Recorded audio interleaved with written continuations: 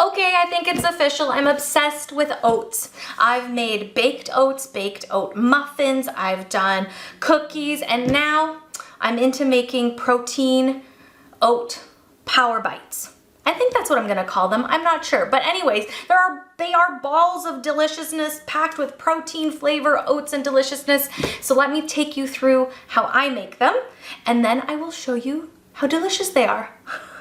All right, so we have a bunch of household ingredients that we're gonna use, and I'm starting with some oats and some chocolate protein powder.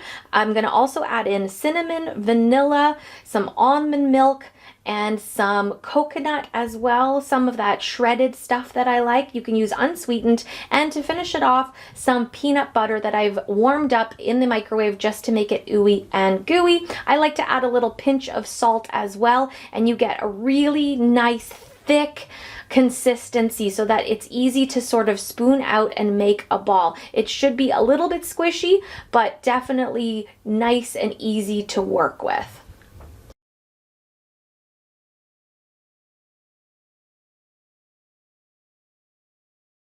My favorite thing about cooking, making food, all of that stuff is when it's easy and when you have most of the products on hand or you can find them easily.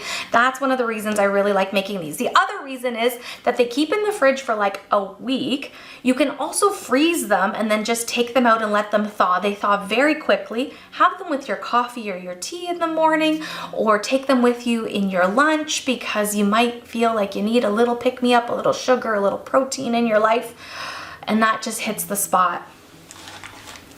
I made a single batch and I wish I would have made a double batch because I want to eat so many of them.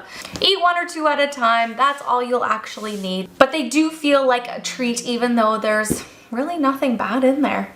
I hope you enjoyed this recipe and I hope you come back to watch more on The Silly Kitchen.